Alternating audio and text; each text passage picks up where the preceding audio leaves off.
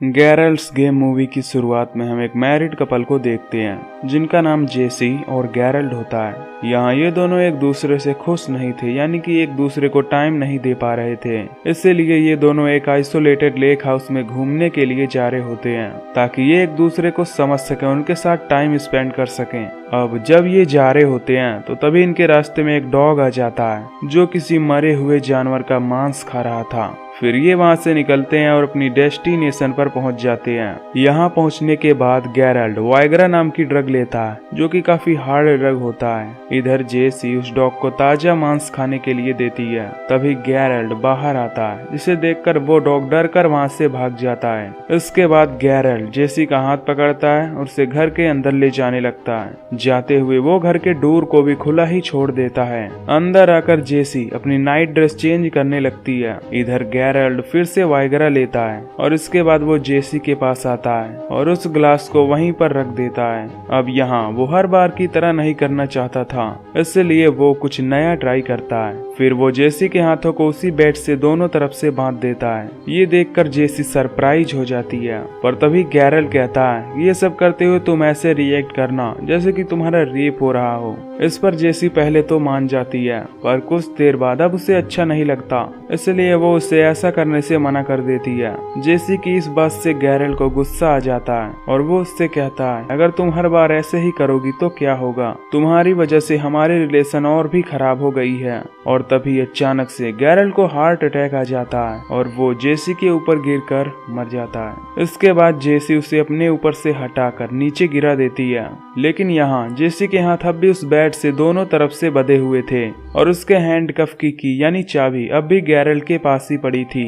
यहाँ वो खुद को छुड़ाने की बहुत कोशिश करती है, पर काफी कोशिश करने के बाद भी वो खुद को नहीं छुड़ा पाती। अब ऐसे ही कुछ घंटे बीत जाते हैं। तभी वहाँ पर वो कुत्ता आता है जिसे जेसी ने घर आकर ताजा मांस खिलाया था। अब वो कुत्ता गैरल्ट की बॉडी को खाने लगता है। ये देखकर वो उससे भगाने की कोशिश करती है, लेकिन वो कुत्ता वहाँ से नहीं जाता और गैरल्ट की आर्म से एक हिस्सा नोचकर खा जाता है। तभी जेसी को गैरल्ट दिखाई देने लगता है जो उठकर खड़ा हो गया था, पर असल में ये सिर्फ जेसी का एक भ्रम था, यानी इल्यूजन था। यहाँ गैरल्ट इन सब का जिम्मेदार उसे ही बता रहा होता है। वो जेसी से कहता है कि मैंने तुम्हारे साथ कुछ न करते हुए भी अपने कई घंटे बर्बाद कर दिए। तभी जेसी को इमेजिनेशन में वो खुद दिखाई देती है जिसके हाथ अब बेड से खुल गए थे। फिर गैरल्ट और जेसी उसे वो बातें बताते हैं जो उसके मन में हैं, पर आज तक उसने वो बात कभी नहीं बताई। अब यहाँ पर कई घंटों से बंधे होने की वजह से उसे काफी प्यास लग रही होती है। तभी वो दोनों उसे उस बेड पर रखे पानी के ग्लास को याद कराने की कोशिश करते हैं। वो कहते हैं कि अगर तुम थोड़ी और कोशिश करोगी तो तुम पानी पी सकती हो, जिससे अब जेसी को पानी मिल जाता है और वो उसे पी लेती है। इसके बाद अब उसे नींद आने लगती है, इसीलिए वो सो जाती है। अब आधी रात में जब उसकी आंख खुलती है तो उसे वहाँ अंधेरे में कोई आकृति दिखाई देती है, जिसे देखकर वो बहुत ज्यादा डर जाती है और कहती है कि तुम असली नहीं हो। लेकिन तभी वो इंसान उसके पास आता है और उसे एक बैग दिखाता है जिसमें कुछ हड्डियां और रिंग्स होती हैं, पर जेसी कहती है कि तुम असली नहीं हो और ये कहकर वो अपनी आंखें बंद कर लेती है। लेकिन तभी गैरल्ट उसे बुलाता है तो वो अपनी आंखें वापस खोलती है। गैरल्ट उससे कहता है कि ये कोई तुम्हारा भ्रम नहीं है, बल्कि ये तुम्हारी मौत है जो तुम्हारा इंतजार कर रही है। तभी वो उसे माउस नाम से बुलाता है, जिससे वो काफी परेशान होने लगती है और अपने पास्ट में चली जाती है जहाँ वो अभी 12 साल की थी। यहाँ एक दिन जब वो अपने फादर टॉम के साथ बैठकर सनसेट देख रही होती है, तभी उसका फादर यानी पिता उसे फिजिकल होने के लिए फोर्स करता है और जब वो फिजिकल होती है तो बाद में उसका पिता सारी गलती उसी की ठहरा देता है और उससे कहता है कि अगर तुम ये बात किसी और को भी बताओगी तो वो तुम्हारी ही गलती समझेगा। अब ये सुनकर वो बहुत ज्यादा डर गई और आज तक उसने ये बात किसी को भी नहीं बताई। यहाँ वो ये सोचती है कि उसने अपने फादर के जैसे ही एक आदमी से शादी कर ली है। उसके फादर और गैरल्ट में कोई अंतर नहीं है और इन्होंने सारी गलतियों का दोष मुझे ही दिया। तभी उसकी आंखें खुल जाती हैं और गैरल्ट उससे कहता है कि वो आकृति यानी इंसान तुम्हें लेने के लिए आ रहा है जिसे तुमने अभी देखा।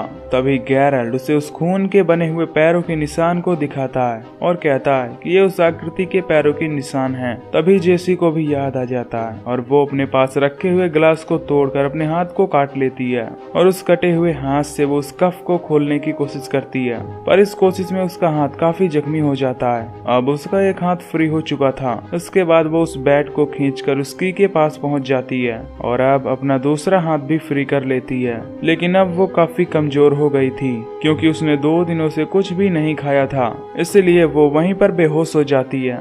अब जब उसकी आंख खुलती है तब वो हॉल के एंड में उसी इंसान यानी कि आकृति को देखती है। फिर जेसी उसके पास जाती है और उसे बोलती है कि तुम बस मेरे मन का एक भ्रम यानी इल्यूजन हो। ये सुनकर वो इंसान अपने बैग को उसके आगे करता है जिसमें हड्डियां और रिंग्स होती हैं। इसके बाद जेसी अपनी वेडिंग रिंग उसके बैग में डाल देती है और वहां से भागकर अपनी कार लेकर भागने लगती है। अब कुछ दूर आने पर वो देखती है कि उसकी बैक सीट पर वही आदमी बैठा हुआ है। ये देखकर वो बहुत ज्यादा डर जाती है और तभी उसकी कार एक पेड़ से जाकर टकरा जाती है। लेकिन आसपास के लोग उसकी आवाज सुनकर वहां पर आते हैं और जेसी को बचा लेते हैं। इसके बाद अब 6 महीने गुजर जाते हैं और अब जेसी ऐसे बिहेव करती है जैसे कि उसे कुछ पता ही नहीं है। और अब उसने गैरल्ड के लाइफ इंश्योरेंस से कुछ पैसे लेकर एक फाउंडेशन स्टार्ट किया है जिसमें वो उन सभी छोटे बच्चों की मदद करती है जिन्हें बचपन में उनके माता पिता फिजिकल होने के लिए फोर्स करते हैं। वो ऐसा इसीलिए करती है ताकि जैसा उसके साथ हुआ वैसा किसी और के साथ भी ना हो।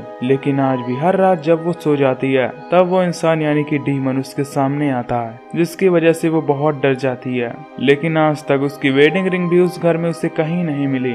ऐसे ही एक दिन जब वो एक न्यूज़पेपर पढ़ रही होती है तो उसमें उसे एक सीरियल किलर की न्यूज़ दिखती है जिसमें लिखा था कि वो इंसान मरे हुए लोगों की हड्डियां और ज्वेलरी चुराता है और मेल यानी कि नर लाशों के तो फेस भी खा जाता है, यानी कि वो वही इंसान था। यहाँ हमें पता चलता है कि उसने उस घर में जेसी को नुकसान क्यों नहीं पहुंचाया और ये भी पता चलता है कि गेराल्ड का चेहरा क्यों बिगड़ गया था यानी कि खाया हुआ था। अब जब पुलिस को ये पता चलता है तो वो उस घर में इन्वेस्टिगेशन के लिए जाते हैं जहाँ पर उन्हें वही आदमी मिलता है जो एक जिंदा इंसान का कान काट रहा था। इसके बाद जेसी कोर्ट में जाती है जहाँ पर उस इंसान को सजा सुनाया जा रहा था। अब जैसे ही वो इंसान जेसी को देखता है तो उससे कहता है कि तुम असली नहीं हो। वो कहता है कि जब तुम वहाँ से गई थी तब मैं वहीं था। इसके बाद जेसी उसे देखते हुए उसकी ओर बढ़ने लगती है। तभी उसे उसमें टॉम यानी उसका पिता और गेराल्ड दिखाई देता है। तभी वो कहती है कि तुम उनके सामने कुछ भी नहीं हो जिन्हें मैं इमेजिन करती हूँ, और ये कहकर वो वहाँ से चली जाती है।